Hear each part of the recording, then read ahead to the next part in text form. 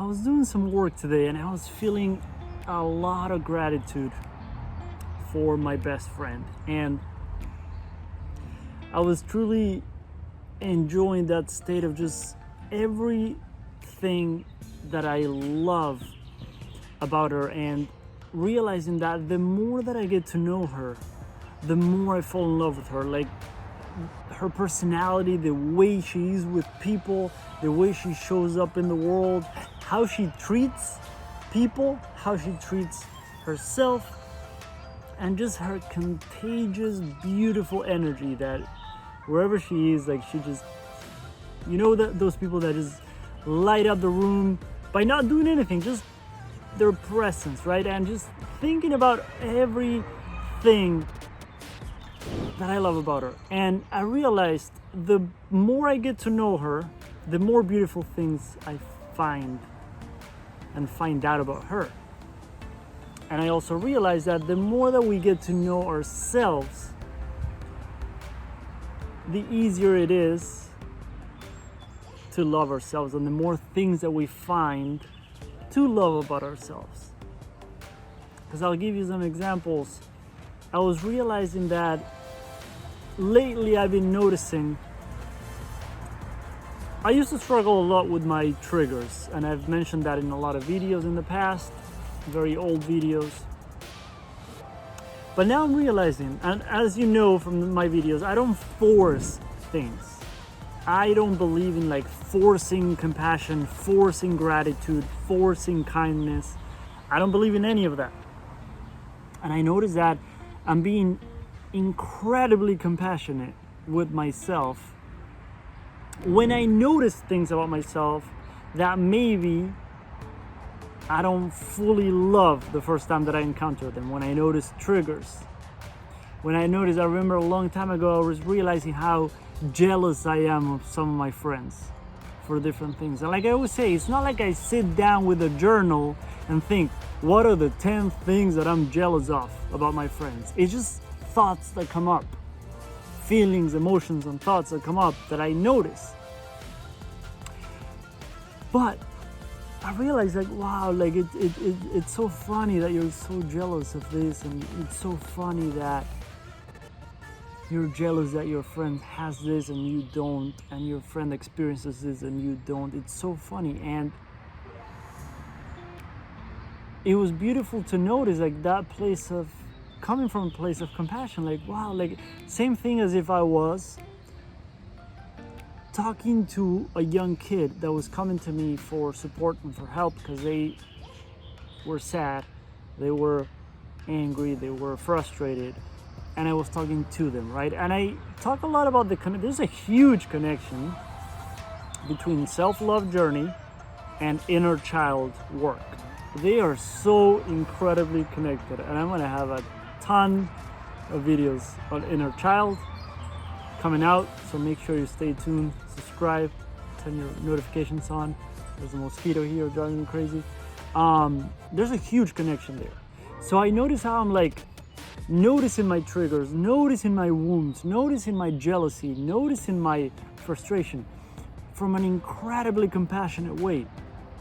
And the more I get to know myself, the more I see, like, wow, it was so funny that triggered me. It was so funny that my mother said this and I got triggered. It's so funny that my father did this and I got triggered. It's so funny that one of my clients said this and I got triggered. And I find it fascinating when we can, like I said, without forcing it, be aware of those things, and at the same time see if we can be extremely welcoming to those things, radically accepting of those things. I like the idea of radical acceptance, radical self-compassion, and I love that. And I wanted to share that idea today, that the reason we need some me time, we need some pausing, relaxing, resting, breathing. If you want to get one for yourself, I'll put the link below. I made this for me because I love this reminder. The more we can do that, the more we can be with ourselves, by ourselves, then we have a chance to get to know ourselves. If we are always, and I've talked about this before in the past, like years ago, and sometimes I go through this, I realize like the entire day goes by and I'm either listening to a podcast, watching a video, reading a book, or listening to something or doing something. Like I was never with myself, never by myself.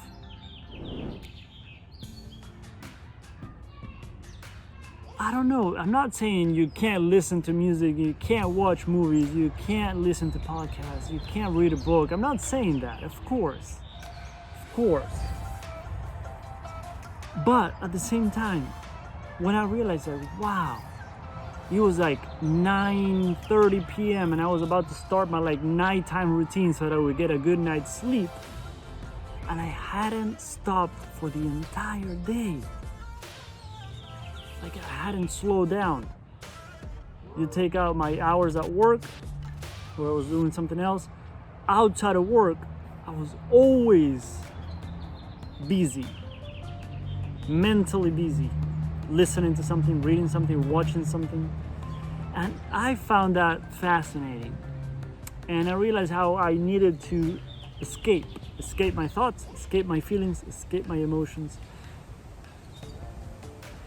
And that's why I always say, like, even if you can, like, start with like 5 minutes at a time, like just 5-minute break. You can set a timer, 5 minutes, no music, no TV, no nothing, just you and your thoughts and your feelings, and it might drive you freaking crazy, but we need that. You need to get to know yourself.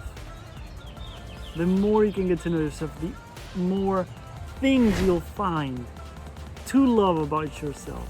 You can do the exercises that I recommend, the one where you have your name or your picture in the middle of a blank page and just write all the beautiful qualities about yourself. Even going through that exercise, you'll have, if you give it enough time, and ideally, let's say you sit down and do it today, come back to it tomorrow, come back to it in a week, come back to it in 2 weeks, something new will come up. Something that you had never thought of. That you're like, you know what? That's actually a very cool thing about myself. That's actually a beautiful thing that I can now learn to love about myself. And you don't need to obsess, because here's the other thing that happens in the self-development industry, in the inner work world, that we might have a tendency to obsess about where it came from and which wound originated this behavior and which wound is the cause of this pattern that I have. And sometimes it's okay to just recognize it, be aware of it, be compassionate to yourself, be accepting, be welcoming, and just love yourself. You don't need to obsess about where every single freaking pattern comes from. You don't need to obsess about the original cause of every self-sabotage pattern that you have. You don't need to obsess about every wound that you have. There's a time for inner work. There's a time for a different approach. So if you want more ideas, more tools, mindset shifts, exercises for self-love, I'll put the link below. Powerful stuff that you can check out if this resonates.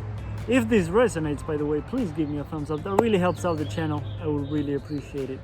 And if this was helpful, if this resonated and you want to go deeper, also check out one of these videos and I'll see you there. Hope this helped.